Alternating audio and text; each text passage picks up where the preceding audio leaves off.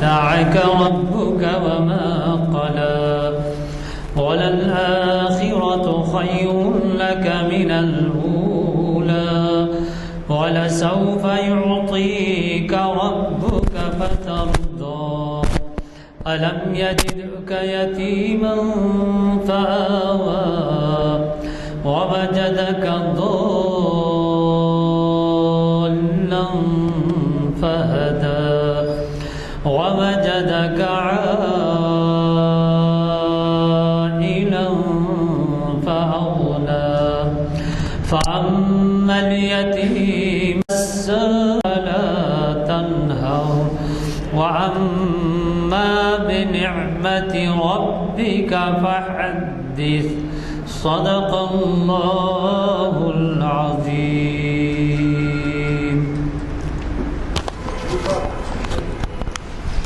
بشیر باغ تک مکانات نہیں ہیں. ادھر جائیے منصف آفس تک جو ہے کوئی مکان نہیں ہے, کوئی آنے والے نہیں ہیں. مسلی دفتر کے کچھ آ جاتے ہیں. تو یہ مسجد کے آباد رکھنے میں محافل کا بھی بڑا حصہ ہے. اور اس طریقے سے یہاں دیگر جو اجتماعات ہوتے ہیں جمعہ کی نماز میں ماشاءاللہ سے آپ اندازہ لگائیے, لفٹ لگانے کی نوبت آئی اور پھر لفٹ لگائیں نیچے یہ منزل میں اوپر کی منزل میں لوگ بڑھ جاتے. اور مجھے تو معلوم نہیں تھا, ایک صاحب پیمفلیٹ دیے, تو وہ پیمفلیٹ میں وہ جو ہے ایک بکلیٹ کا ایسا ہے, اس کے اندر مساجد کا ذکر ہے. تو اس میں حیدرآباد میں سب سے بڑی مسجد مکہ مسجد اور دوسری مسجد کو ہمارا درجہ دیے ہیں عالیہ کی مسجد. اب وہ مجھے معلوم نہیں کہ ہماری مسجد بڑی ہے یا کوئی اور ہے, مگر یہ بات مرتبہ نہیں ہے. تو اس کو آباد رکھنے میں آپ کے بہت زیادہ تعاون کی ضرورت ہے. اللہ کرے کہ آپ میرے مشورے پہ عمل کریں اور ثواب کمائیں. یہ جاتے جاتے ایک ایک اگر 10 بھی لے لیے آپ, جب چھپ کے آتے ہیں پرنٹ ہو کے آتے ہیں, تو آپ مسجد میں ممبر پہ رکھ دیجئے, مسجد میں لگائیے, گھر محلے میں 2-3 مسجدیں وہاں دیجئے, جمعہ میں اعلان کرائیے. یہ اجتماعیت جو ہے اسلام کی مخصوص یعنی ایسا مشورہ ہے کہ آپ کو دین دنیا میں کام آئے گا. یعنی آپ اندازہ لگائیے کہ ایک عرب سے ہمارے قریبی صاحب نے سوال کیا کہ بھائی آپ لوگ بہت پابند ہوتے ہیں, نماز کی بڑی خوشی کی بات ہے. تو اس نے جواب دیا, سنا کہ آپ کھانا کھاتے ہیں؟ جی اور کھاتے ہیں. تو پھر کھانا کھاتے ہیں ویسی نماز بھی پڑھنا پڑتا ہے, جیسے آپ کھانا کھانے کے عادی ہیں ہم نماز کے عادی ہیں. یہ جواب دیا. تو یہ حالت ہے نماز کے بارے میں لوگوں کی, یعنی اس کی اہمیت کی. اور ہم میں کتنے ایسے ہیں جو اس کے بارے میں خود توجہ کرتے ہوں گے لیکن دوسروں کے بارے میں نہیں سوچتے. آپ میں اب زیادہ وقت لیے بغیر گزارش کروں گا آج کے مخرج صاحب سے, جن کا تعارف میں نے پہلے ہی کرا دیا ہے کہ جدہ میں بھی انہوں نے بڑی خدمت دیگر مقامات پہ بھی انجام دی ہے. اور اس وقت بھی یہ جو ہے بابو خان کا جو وقف ہے, ٹرسٹ ہے, اس سے وابستہ ہیں. اور سارے دیش میں صرف ہمارے حیدرآباد میں ہی نہیں, آندھرا میں, کرناٹک میں, کہیں کہیں ان کو بھیجا جاتا ہے. یہ جاتے ہیں اور بڑی ذمہ داری سے انہوں نے اپنی زندگی وقف کر دی ہے, ذمہ داری سے کام کرتے ہیں. اور سینکڑوں بچوں کو جو ہے ان سے فائدہ ہوتا ہے. اگر ان کے ٹرسٹ سے واقف نہیں ہیں تو غریب بچوں کو اگر دلانا ہے تو وہ ٹرسٹ سے واقف ہو کے, لیکن یہی ہے کہ ان کے شرائط کی تکمیل کرتے ہوں تو ملتے ہیں. اور وہ ایک نہیں ہے, لاکھ نہیں, کروڑوں میں جاتا ہے ان کا وظائف. وہ تعجب کریں گے آپ. تو اتنی اہم شخصیتیں ہمارے یہاں آتی ہیں. خود ان کے گھر پہ جدہ میں جو محافل ہوتے تھے, میں 30 سال 40 سال سے پہلے محافل میں شریک ہوا. ان کے گھر پہ ہوتے تھے وہ محافل, اور یہ میزبان ہوتے تھے. اور وہاں پر کئی ہمارے تارکین وطن جو ہے وہاں پہ اس میں شرکت کرتے تھے. اس وقت سے ان کا رجحان جو ہے دین کی طرف اتنا زیادہ ہے کہ لوگوں نے بہت استفادہ کیا ہے. اور اللہ کا ہم شکر ادا کرتے ہیں کہ ایسے حضرات ہمارے مقررین میں ہیں. میں آج کے مخرج صاحب سے استدعا کروں گا کہ وہ شہ نشین پر تشریف لائیں اور ہمیں اپنے زرین خیالات سے استفادے کا موقع دیں.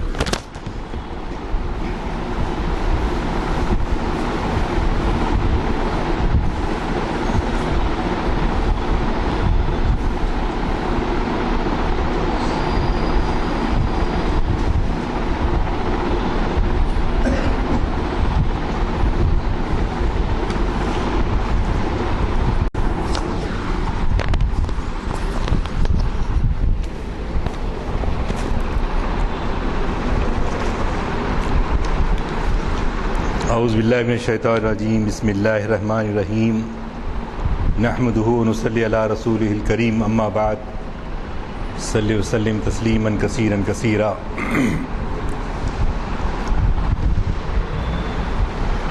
محترم جناب غلام یزدانی صاحب، سینئر ایڈوکیٹ جناب نانک سنگھ نشتر صاحب، جناب عمر علی خان صاحب، صدر اسلامک ہیریٹیج فاؤنڈیشن، برادران عزیز، السلام علیکم ورحمۃ اللہ وبرکاتہ.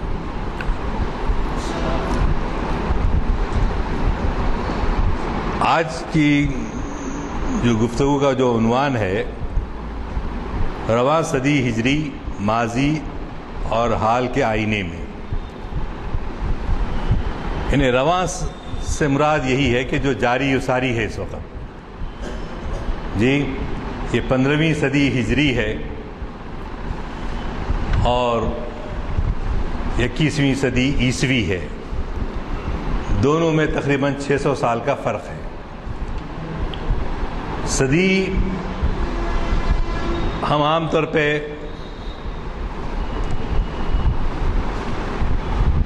جو بہت زیادہ مروج ہے وہ ہے عیسوی، جیسا کہ آج کل 2019 چل رہی ہے،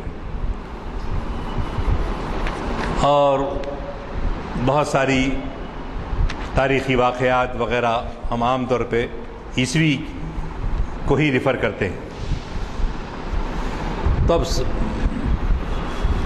خصوصاً ہندوستان کے حالات خصوصاً اور عالم اسلام کے حالات عموماً بہت ہی برے ہیں، جیسا ہم کہتے آئے ہیں، سننے میں آ رہے ہیں. بلکہ میں نے 2 دن پہلے بھی یہ شعر پیش کیا تھا: خنجر چلے کسی پہ تڑپتے ہیں ہم امیر، سارے جہاں کا درد ہمارے جگر میں ہے. ایک دو زخم نہیں، سارا بدن ہے چھلنی، درد بیچارہ پریشاں ہے کہاں سے اٹھے. یعنی اس قدر تکلیفیں اس طرف ہے، سامنے سے، بائیں سے، دائیں سے، ہر طرف ہم اپنے جسم کو بچانے کی کوشش کر رہے ہیں، لیکن دشمن جو ہے تلا ہوا ہے کہ ہم کو زخمی کرے گا. زخم سے مراد صرف خون کے جسم نہیں ہوتے، ہماری معیشت کو نقصان پہنچانا، ہماری معاشرت کو نقصان پہنچانا، سب جو ہے ان کے مقاصد میں سے ہے جو دشمن اسلام ہے. تو چنانچہ آج سے 35 سال پہلے جب نئی صدی ہجری کا آغاز ہوا تو بہت سارے، اب جیسا عنوان ہم دیکھتے ہیں بھئی کس عنوان سے گفتگو کی جائے، تو یہی تھا کہ اب یہ نئی صدی ہجری کیسی واقع ہوگی. ہاں، اسلام میں ہجری کا جو تصور ہے نہ پیغمبر کی پیدائش سے رکھا گیا، نہ پیغمبر کی جو ہے اسلام ڈکلیئر کرنے سے رکھا گیا، بلکہ ہجرت مکے سے مدینہ جب آپ تشریف لے گئے تو اس تاریخ سے آپ کا ہجری کیلنڈر شروع ہوا. لیکن وہ اہمیت دے کر اس سے اپنے نبی سے منسوب نہیں کیا، جبکہ حضرت عیسیٰ علیہ السلام کے بہت سارے واقعات جو ہے ان کی پیدائش سے منسوب کر کے کیا گیا. اب یہ ہوتا ہے، ایک ہم تصور کریں جیسا کہ اب یہ سال ہے جولائی کا ختم ہو رہا ہے جی، اور جولائی ختم ہونے کے بعد آئندہ سال کیسا رہے گا. یہ سال تو ایسا گزر رہا ہے، لیکن آئندہ سال فلاں حکومت آئی ہے، فلاں کارنامے انجام دے رہی ہے، تو مسلمانوں کے لیے اس میں خوش بختی ہے یا بدبختی ہے، ایسا جائزہ لے سکتے ہیں. کوئی بھی کمیونٹی کر سکتی ہے، ہماری سکھ برادر بھی کر سکتے ہیں کہ ہمارے لیے فائدہ مند ہے یا ہمارے لیے نقصان ہے.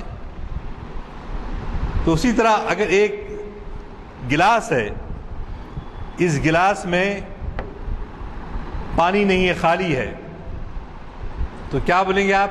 یہ مظروف ہے، گلاس ہے۔ گلاس خود سے نہ نقصان پہنچانے والا ہے نہ فائدہ پہنچانے والا ہے۔ ہم اس کو پانی کے پینے کے لیے استعمال کرتے ہیں تو وہ خیر بن جاتا ہے، زہر پینے کے لیے، پلانے کے لیے استعمال کرتے ہیں تو آفت بن جاتا ہے۔ زہر نہیں، کوئی مشروب، شراب اس میں سرو کی جاتی ہے تو کہیں گے یہ بدبختی ہے، اس کا صحیح استعمال نہیں ہے۔ جی، تو اسی طرح سال یا جو ہے ہمارے جتنے صدی ہیں، کوئی صدی خود سے جو ہے نہ ہمارے لیے نحس ہو سکتی ہے، منحوس ہو سکتی ہے، اور نہ ہمارے لیے فائدہ بخش ہو سکتی ہے۔ unless and until we do not do anything، ہم کوئی پازیٹیو کام کریں گے تو ہماری قوم کو پازیٹیو فائدہ ہوگا۔ خود سے خود جو ہے سال اچھے نہیں ہو جائیں گے، جیسا کہ یہ گلاس خود سے خود ہمارے لیے رحمت نہیں بنا، ہم اس کے طریقے استعمال کے ذریعے اس کے لیے اس کو رحمت بناتے ہیں یا زحمت بناتے ہیں۔ آگ ہے، آگ سے اگر کسی کا گھر جلانے کے لیے استعمال کیا جاتا ہے، ایسے بھی ہوئے نا کمیونل رائٹس میں، زندہ جلا دیا گیا، جمشید پور، بھاگل پور، راوڑ کیلا، احمد آباد، کون سا؟ تو لوگ بولے کہ بھئی یہ پاکستان بننے کی وجہ سے ہوا۔ اس کے بعد کچھ حالات تھمے، لیکن تھمنے کے بعد ایک نیا انداز سے نکلا، ہجوم مل کے جو ہے ایک اکیلے آدمی کو جو ہے بن کر مار رہا ہے، ایک نیا انداز۔ تو انسان اپنے عمل کے ذریعے کسی چیز کو اچھا بناتا ہے یا خراب بناتا ہے۔ خود سے خود صدی اچھی نہیں ہو جائے گی، خود سے خود آئندہ سال ہمارے لیے خوشبخت نہیں بن جائے گا جب تک کہ ہم اس کے لیے ویسا عمل نہ کریں، کیونکہ قرآن مجید میں کیا آیا؟ وَلَيْسَ لِلْإِنسَانِ إِلَّا مَا سَعَى، وَلَيْسَ لِلْإِنسَانِ مَا سَعَى، وَلَيْسَ لِلْإِنسَانِ، انسان کے لیے کچھ بھی نہیں ہے، الا ما سعى، الا اس کے کہ جس کے لیے وہ کوشش کرتا ہے، جس کے لیے وہ جد و جہد کرتا ہے، اپنی ذات کے لیے ہو، اپنے خاندان کے لیے ہو، اپنے محلے والوں کے لیے ہو، اپنے شہر والوں کے لیے ہو، اپنے ملک والوں کے لیے ہو، اپنے عمل کے ذریعے اس کو کیا بناتا ہے انسان؟ اچھا یا برا بناتا ہے۔ تو اس طرح اسی سورہ نجم میں دوسری آیت نمبر 39 تھی، لَيْسَ لِلْإِنسَانِ إِلَّا مَا سَعَى، اس کے بعد کی دوسری آیت کیا ہے؟ وَأَنَّ سَعْيَهُ سَوْفَ يُرَى، اور یہ کہ انسان کی صحیح بہت جلد دیکھ لی جائے گی۔ انسان کی کوشش جو ہے کس کے لیے کرتا ہے؟ اگر طالب علم اچھی محنت کر کے، جد و جہد کر کے اچھا ایگزام لکھتا ہے تو وہ کہے گا کہ اب ٹھہرو، تمہارا نتیجہ آنے والا ہے، تمہیں خوشخبری ملنے والی ہے، تم نے جو محنت کی ہے لگاتار صحیح ڈائریکشن میں کی ہے تو تم کو اس کا بدلہ دیا جائے گا۔ ثم یجزاہ الجزاء الاولی، پھر اس کو اس کی کاوش کا بھرپور بدلہ ملے گا۔ اس کی کاوش کا یعنی طالب علم کی کاوش کا، امتحانات کے لیے، سمجھنے کے لیے، یا کسی قوم کے لیے، اپنی قوم کے لیے کیا کرے گا، اس کے لحاظ سے اس کو اجر ملتا ہے۔ اسی کو اقبال نے کہا تھا، عمل سے زندگی بنتی ہے جنت بھی جہنم بھی، یہ خاکی اپنی فطرت میں نہ نوری ہے نہ ناری ہے۔ انسان کچھ بھی نہیں ہے، لیکن عمل سے، اپنے خیر خواہی کے عمل سے، جی اپنے وقت کو صحیح استعمال کرنے سے۔ یہ بات مشہور ہے نا کہ بھائی بڑھاپے سے پہلے اب جوانی سے ہی اپنی صحت اچھی رکھو۔ جی کیوں؟ کہ بڑھاپا آئے گا، امراض آئیں گے تو کمزوری ہو جائے گی، لہذا بڑھاپے سے پہلے اپنی شباب کو محفوظ رکھنا چاہیے۔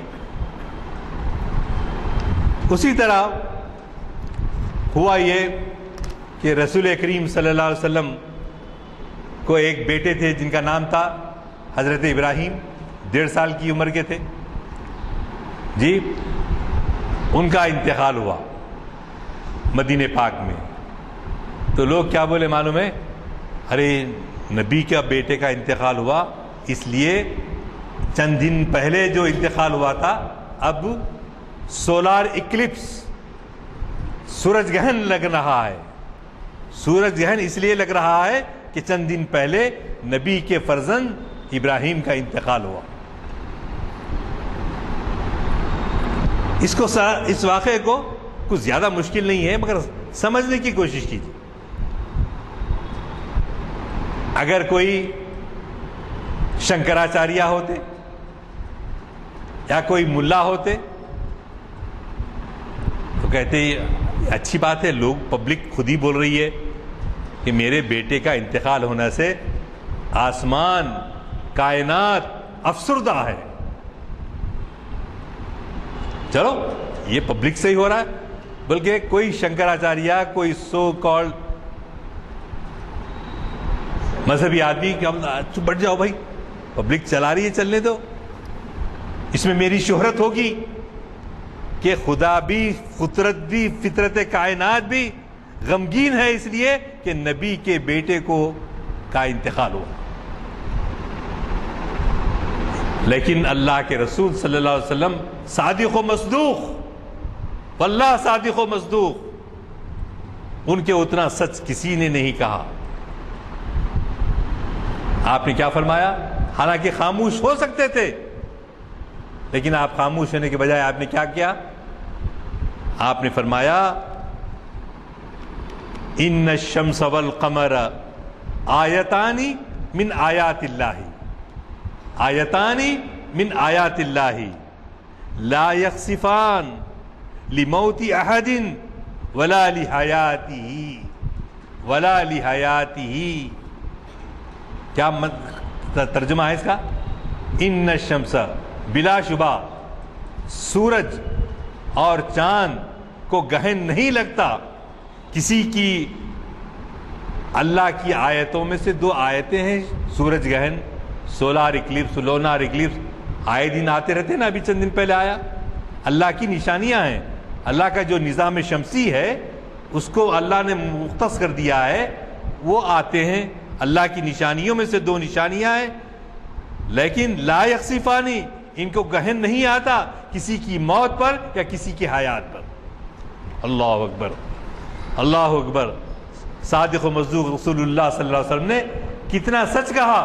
اگر کوئی دوسرا ہوتا تو بولتا میری تو بنتی دنیا کے اندر، بولیں گے ارے کون ہے معلوم، ان کے بیٹے کا انتقال ہوا تو اللہ غمگین ہو گیا، کائنات غمگین ہو گئی۔ اس کے بجائے اللہ کے رسول نے کہا نہیں ایسا نہیں ہے، میرے بیٹے کے انتقال سے ایسا نہیں ہوا، بلکہ اللہ کی آیتوں میں سے آیت ہے۔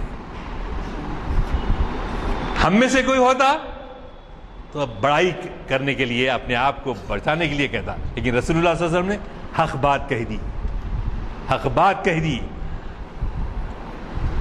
بات سمجھ واضح ہوئی نہیں یا نہیں سمجھ میں آئی؟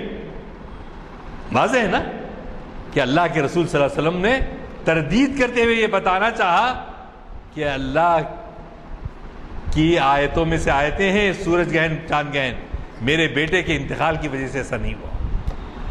اللہ اکبر، کتنی صداقت ہے۔ تو یہ اللہ کی آیتوں میں سے ہے۔ اب آپ دیکھیے، اب اس صدی میں ایسا ہوگا ویسا ہوگا، یہ ہونے والا ہے وہ ہونے والا ہے۔ یعنی بظاہر ہمارے حالات تو ویسے ہی ہیں، ہمارے حالات جو ہیں، کیوں کہ ہم عیش پسند ہو گئے، ہم لذت پسند ہو گئے، لذتیں جتنی حاصل ہو سکتی ہیں حاصل کرنے کی تمنا ہے ہمارے دلوں میں، اور کوئی ایثار و قربانی کے لیے ہم آگے نہیں آتے کسی کام کے لیے۔ تو اللہ کے حبیب نے، آپ اگر پورے تاریخ انسانی کا جائزہ لیں، گزشتہ 1400 سال کی 1500 سال کی تاریخ کا جائزہ لیں، تو بولیں گے آپ اتنا بڑا ظلم جو 6 صدی ہجری میں ہوا کبھی دنیا کی تاریخ میں ویسا نہیں. انسانیت خود آرنولڈ ایک مشہور رائٹر ہے، پریچنگ آف اسلام، اس نے کتاب لکھی. ایڈورڈ گبنس ہے جس نے کتاب لکھی decline and fall of the Roman empire. یہ دونوں بڑے مشہور ہیں.